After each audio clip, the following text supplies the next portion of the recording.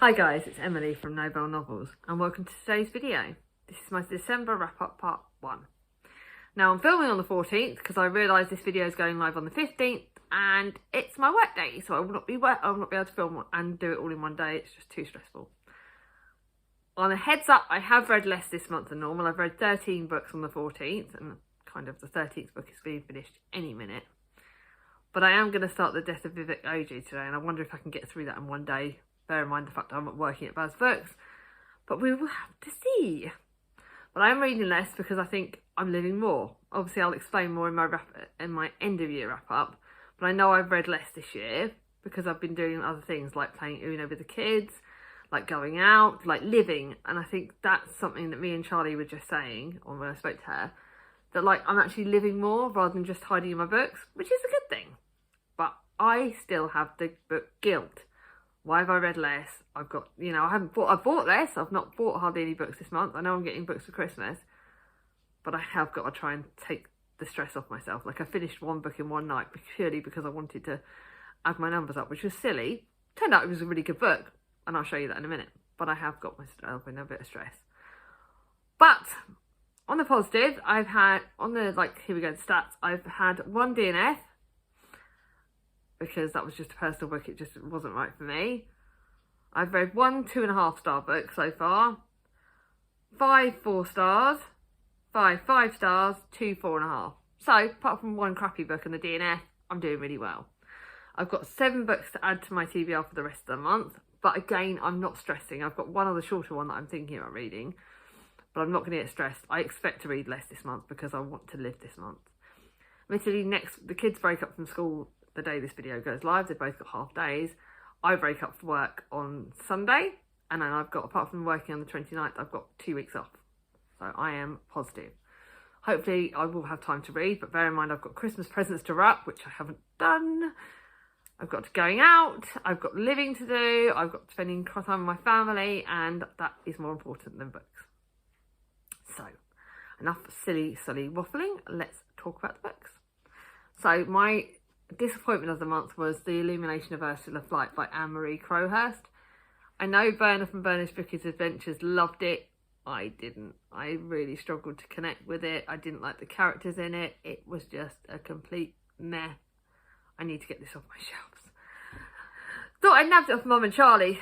Turned out they didn't really like it either. What have I done? So that was my only meh book of the month. Now to my 4 stars. This video will not be long, thankfully. So the first one is Undoctored by Adam Kay. I'm going to keep this because I think I may read... I think I shouldn't have read this at this time of year. It is very, very depressing. I think for me, this is less of the doctor side, more of Adam Kay's life side, because it's written, obviously, once he left the NHS and stopped being a doctor, but it's his stories outside the NHS. And there are so many triggers in this. I know I don't like giving spoilers and telling triggers, but please look into this book if you want to read it. If you want to read it, let me know, or let Charlie from Charlie Book Reads know, because there are so many triggers in this and you need to be aware of them going in, because I found the triggers very hard. And it was a lot, for me, it was a lot of triggers for one guy. And if this guy's gone through a hell of a lot and I feel really bad for him, but it's his life more outside of the NHS and less the doctor stories. As to whether if he writes any more books, I will get them. Because, This Is Gonna Hurt was funny at times. I didn't find there was much funniness in this. And I did kind of struggle with it. So, it's very hard. It's very well written. It's still 4 stars. It's an amazing book. But whereas This Is Gonna Hurt was 5 stars, this to me didn't quite hit the mark. But that's fine. I'm going to keep it, but that's just was... So 4 stars, very good, but very, very hard hitting. And I will try again with it, but I kind of... Yeah, I don't think that was the lower end of the 4 stars. Now, to a higher end of the 4 stars is One Day in December by Josie Silver. It's a book that I've been having on my shelves for a couple of Christmases, not been picking up. It was one I nearly picked up on the library, and I didn't, and I don't know why I didn't, because it is kind of really sweet romance. But again, there are some hard-hitting bits in this. It's about One Day in December where these 2 people, they meet, but they never properly meet. They see each other at a bus stop, and so there is some sort of connection. And then not long after that, the lead character's Laurie's best friend introduces her to her new boyfriend, and the new boyfriend is the guy she met at the bus stop. And it's will they, won't they, will they, won't they, throughout most of the book, which is kind of like friends to lovers trope. Did they both remember that there was that connection? Did he know? Lots of stuff happens in this book, but it is very well written. It's a romance. It's got some sweet bits. It has got some hard-hitting bits as well. But yeah, you know, it's the one. Do you meet the man who do you know your partner from Love at First Sight? Is Love at First Sight really existing? It's a really cozy contemporary, nice Christmas book. Then to one that is 4 stars, as in this is beautifully written, very hard. It's beautifully written, as in the writing is so good it scares the crap out of me. And now this author's writing is very dark, very, very, very dark, very, very, very scary, very, very historical fiction. This has a lot to do with like TV basically, and it is flipping dark, depressing, different storylines, magical, like historically, and elves, just scary bits, pixies and things like that. There's the Silent Companion scared the crap out of me. The Corset scared me. Bone China scared the crap out of me as well, but scared the crap out of me in less of a way. But it's still bloody scary, and this is a beautiful book, but just, I'm not picking this up again. I don't know if I can read Laura Purcell's writing again, because it did scare the crap out of me. But it was very good. Like, it was, even though it was like quite a chunky book, it was like over 4 stars. It was like over 400 pages. I flew through it because I was desperate to know what happened to these people. Now to the 4 stars, which Alice and Jem and a lot of other people are going to kill me for saying, because you're going to hate me. But Charlie's going to have this book. So Jem sent me this book last year, around about Christmas time, Maps of Our Spectacular Bodies. Charlie from Charlie Book Reads is having my copy because she loved it, and she really, really loved it. It is a very, very, very hard-hitting, very, very, very dark, broke me, shattered me into a million pieces, but it's literary fiction. When am I going to learn? Jem, Alice, Charlie, they all love literary fiction. Me, I struggle with it. I struggle with the cancer storyline. I struggle with the writing style. But it was a fantastic book. I'm not denying it should have won awards. It did run. It's an amazing book. I just struggle with the literary fiction side of it. I struggle with that sort of writing style. But the principle of the book, the way it's got done, is brilliant. The characters are great. It's very, very good. It's a fantastic book. But I struggle with the literary fiction. This is cancer telling its story. And this is, if it doesn't break you, then you're not human. Something gleeful and malevolent is moving in Leah's body, learning her from the inside out, a shapeshifter, a disaster tourist. It's spreading from the banks of the canals, and it's spreading. And this is Cancer's story, well, as it takes over Leah's body, and it is fucking hard. But Charlie's having it, so yeah, I'm not reading that again. It would kill me. It literally destroyed me. I don't know why I put that on this year's. When am I going to realise I can't cope with books like this? I've got one non-fiction book to read. I've got 2 books that are apparently going to break me. I've got The Volunteers, that was my TBR jar pick, which is about Auschwitz, and I've got The Death of Vivek Oji, both of which apparently may break me. What am I doing to myself? I shouldn't do this. Thank God for the next 2 books, the Christmas ones! And the last of the 4 stars is Christmas at the Cupcake Cafe by Jenny Colgan. Actually, I think I'm going to give the charity shop, that one and the Cupcake Cafe. I do not need to keep both of those books. I'm not going to reread this series. And that is Christmas at the Cupcake Cafe by Jenny Colgan. It's the sequel to the Cupcake Cafe. You can tell it's one of her earlier writings because I don't love it as much as I love her newer writing. Set in the Cupcake Cafe, but it's also set a bit in America. You've got long distance love tropes. You've got some bits that are hard hitting. You've got romance. I love the chocolate recipes and that, but I cannot bake to save my bloody life, so I'm not going to keep that for that. It is a very good book. It's a very cosy Christmas book. It is literally a cosy Christmas contemporary.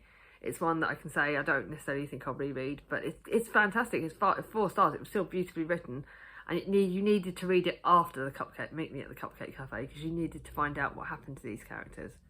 But I won't keep it. And then to the next one, the one that I've got. God, I'm going to be carrying loads of books, Baz books today.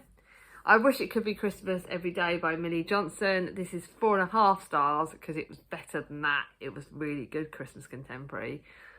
It's Millie Johnson doing her amazing work.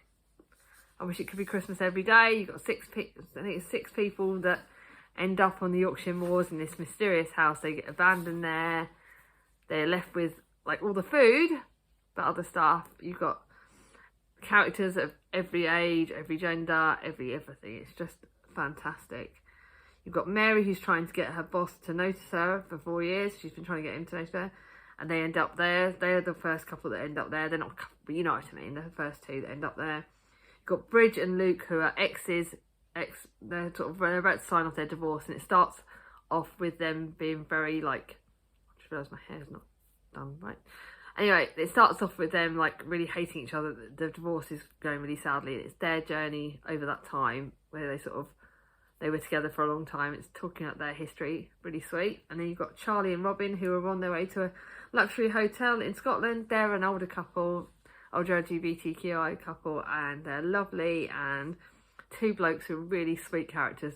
This book is full of characters that I loved. I loved every single one of those 6 characters, and their individual stories are fantastic. It's a beautiful, beautiful book. A little bit of magic, a little bit of knowing when to hold on and when to let go, and pushing the limits on love, friendship, and laughter and mince pies. If you want a Christmas book, probably out of most of the Christmas books I've read, this is probably one of my favourite Christmas books. And I've got 2 great ones I'm saving for the end of the year, but this is brilliant. This I read because of Kat from Brews and Reviews. She smashed it. Thanks, Kat. I loved it. Now to my 5 stars. And I thought 4-star month. Most of the books at the first bit of the month were either 4 stars or meh. 4 stars for me is still good, but it wasn't. It took a while for me to get a book that blew my mind and it made it 5 stars. And the next 2 were read pretty much at the same time. And they were books that were connected to Alice from Alice in the Giant Bookshelf. First one is for I read it for the Christie Missy Readathon. And this is Death on the Nile by Agatha Christie. This is another smasher. This was fantastic. It had me from day dot. You've got characters. There's a murder. You don't know who the murderer was. I could not guess the murder. It's Poirot at his best. I loved it. It was set set on the Nile. It's about like a lead character. We got Lynette Ridgway, who's been shot in the head. We find that doesn't happen till straight away, but it's like trying to find out who had killed her. Fantastic book. If you like Agatha Christie, if you like Poirot, this is a great Poirot book. Absolutely loved it. And that was Alice told me to read that. And then a book that Alice bought me for either Christmas or my birthday, I can't remember. And that is The Borrowers by Mary Norton. I've read The Borrowers, but I don't remember it being like this. I don't remember it as being as amazing as this. I rated it 4 stars on the first time. But this had some twists, I swear. Either it was different from the film to TV adaptation or what, but this was so flipping good. I thoroughly enjoyed it. This is another keepy. I just loved it. It's magical. It's like Christmassy. I remember the TV series. I remember the film. I've watched all of it. I want to kind of carry on the series if I can, but those 2 books were just what I wanted. Death on the Nile was a fast-paced mystery, classic mystery. I would call it a classic because it is in my eyes, but they were both just what I needed. Well, the last one I finished yesterday was my reread for Reread December. I can't remember the readathon, but yeah, Ralston Scally Dangling about the books hosted that, and that is to reread a book. I reread that and that for that readathon. But this was my reread that, obviously, The Borrowers was my new copy, and this is my actual reread off my shelf. And this was also for my reread of the month, to reread a favourite and see if I still loved it. And I'm going to reread this again because it was that good. Like, it was Isabel Broom at her best. You've got great disability rep. Straight away you find out that one of our lead characters has got a prosthetic limb. And we got an Alice who had an accident when she was young, and it meant her mother treated her differently. These people are off on an adventure. It was so good. It did great disability rep. And for me, I think the accident thing with Alice, because Alice ended up with scars. Obviously, I've got quite a few scars from my accident. And that bit it kind of rang true to me, that I was remembering. And I'm lucky my mum didn't treat me very differently. She obviously wanted to wrap me up, but she never tried because she knew I went off and wanted adventures after my accident. And I had that adventurous side. So, me, I loved it, this book. It was a great one to kind of end the month on. And to another one that's connected to my mother in the fact that she got me this for my birthday, and this is the first start of the new series by Alison Weir, newish. The next one, Henry VIII story, is out in paperback next year, and then Mary Queen of Scots is out in hardback next year. But this is my first in that series, and I like this more than I like the Tudor Queen series in total. Like, I loved it more because this is Elizabeth of York story, and she's the last White Rose, and she was Henry VIII's mother. And this was incredible. It was Elizabeth's story from when she was a little child with her mother at home. Her grandmother was the Lady of the Rivers. She obviously was the eldest daughter of her father. She was the eldest daughter in the family and the eldest, I believe. She had 2 half brothers, and she's the elder sister of the princes in the Tower, and that's that story as well. And it's connected to when she meets Henry VIII's father, how their relationship, what happens with them, how she has children. I didn't realise that a few of the children she lost, 2 of the children she lost, they were like, one was about 3 and one was about like 15 months, and then one was a baby when she lost it. And this was very hard hitting, but very, very good. It was just, if you liked the Tudor Queen series but you didn't love it, still pick this up, because this was just by far the best. I am picking up Henry VIII's story in paperback. I don't flipping care. I will get it. I want to read it, and I won't probably wait too long to read it because this was that good. And then to my last 5-star of the month, and one I finished yesterday, and that's The Missing Sister by Lucinda Riley. This ended to the point where my mum has got the Parsons book in hardback, and I don't borrow books very often. I certainly don't borrow them to read straight away. But that ended in a way that I have to read Parsons' story to finish that off. I thought The Missing Sister would tie up all the loose ends and tie it all up, and you'd be like, it's the 7th one in the series, it's going to tie everything up. No, it leaves you with more questions, and you have to go and read the next one. And so I'm reading it. So even though I've given you my January TBR, or I will be giving you my January TBR, expect to get Parsons going to be added on in the second half of January, because that's just not it. That's not a question. It can't be added on the first half, but it will be added on the second half, because I can't flip and wait until February even to read that, I don't think. I may try and see what happens, but The Missing Sister is full of questions. We don't know who the missing sister is. It could be one of 2 people at the start of this book. But you also have, I can't help it, sorry, 'cause it's heavy. But you also have parts of the other sisters. You meet all the 6 sisters all over again. You meet the different bits of their lives. That sort of ties up bits of their bits, and you find out more things from them. Electra less so. Maya and Ali are in it quite a bit. It's just so good. I loved it. I loved it. I shouldn't have that as a favourite for the month, but it is so badly a favourite, and it could easily go on my favourites for the year. It was that good. I just flew through it. I loved it. It was fantabby-dozy. And I realise this video is longer than I was going to be. And I still need to show you the 7 books I'm adding. So, I'm adding, and I've just tipped my phone. 7 books to the TBR, so I'll briefly go over them. Not too much, because I don't want this to be too long. First one I'm adding is Robin Hood by Henry Gilbert. I want something classic to read, but I thought Robin Hood is like a middle-grade kind of classic. It's about the best-loved outlaw, and it's about, we all know Robin Hood, we all remember the things, Maid Marian, Guy of Gisborne, Evil Sheriff of Nottingham. It's not a long book, it was just one of my older books on my TBR that I wanted to add to this, and I thought this would be really fun to add. Just one that I've had on my shelf for a while, but I kind of wanted to add it. I thought it would be quite fun, and it's a gorgeous edition. Now, because I loved Mary Elizabeth of York, I wanted to read a Tudor book. And I also knew that Lucy Worsley wrote this one, which is a YA version of Lady Mary's story. So yes, because I don't really want to wait too long to hear about Lady Mary. But this is more sort of fiction based. Mary Tudor's world is turned upside down when her father, Henry VIII, declares his marriage to her mother is over, and that Mary isn't really his child. How can she do such a thing? Banished from her court and alone for the first time in her life, Mary must fight for what's rightfully hers. And it's big print, it's not too long, it's Mary's story, it's connected to the Tudors. I wanted to end the year on a bloody good note, and I knew this would be a really good book. This is why I'm picking books for my second half of my TBR, because I wanted to pick books that I knew I'd love.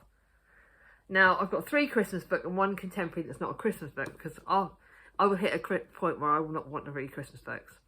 And I also want to end, this will be one of my last books of the year. I'm deliberately saving this for the last few days of the year. And this is The Love Song of Miss Queenie Hennessy by Rachel Joyce.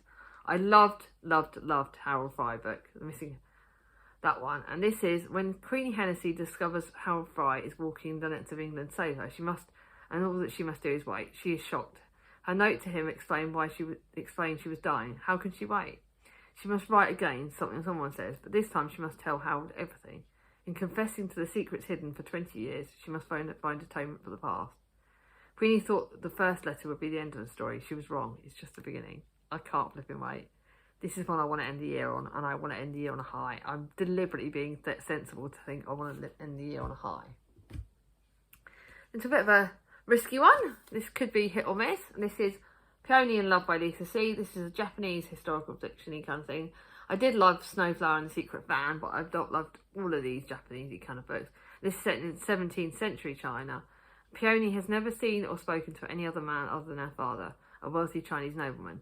Nor has she ever ventured outside the cloistered women's quarters of her family villa.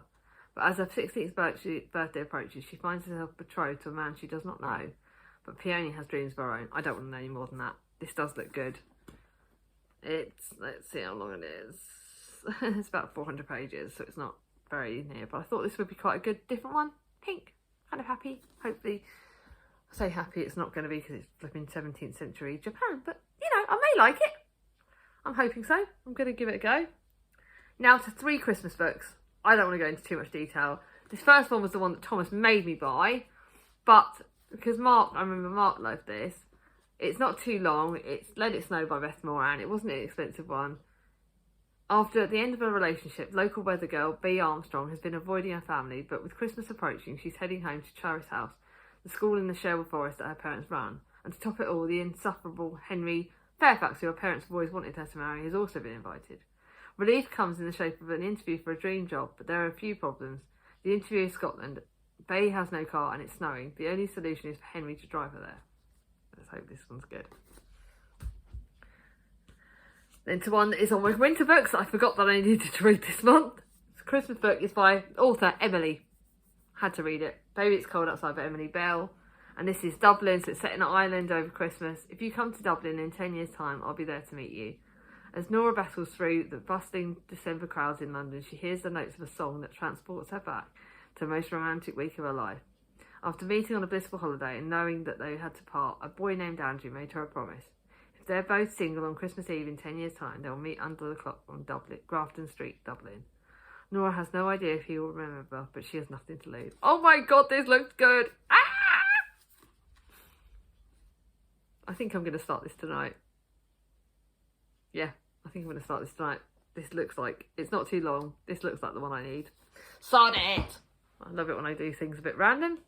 Then to another book I bought recently, but I thought I wanted to read it. It's a Christmas book. One more for Christmas, but by Sarah Morgan. Sarah Morgan never disappoints. It's another Christmas book. I did buy it recently. This year, make room for one more Christmas. Gail is a highly successful and motivated businesswoman, but her success has come at a price. She hasn't spoken to her daughters Ella and Samantha for years. But when Gail has an accident at work, she realises she needs to make amends with her family. So she invites herself to join Ella and Samantha for a Christmas in the beautiful Scottish Highlands. The sisters are none too pleased with their mother has inserted herself into their Christmas plans. They have each other, they don't need their mother back, or so they think. This does look really good. So I'm excited. I've got my Heidi Swain book that I'm reading over Christmas Day. I've got my Annie McNamara book, which I'm starting on Saturday, which is the day after this video goes live. I've got a couple of I think I've got The Volunteer and I've got another historically fiction book left on my shelf. So I know I'm taking my time, but I don't care. I'm not going to beat myself up. In honour of Christmas, if you've got to the end of this video, leave me a Christmas emoji. Leave me a Santa or Lady Santa or Mr. Santa emoji in the comments down below. If you like this video, give it a thumbs up. If you're new to my channel, not subscribed yet, ring on my ding-a-ling. I'll see you all soon. Bye-bye.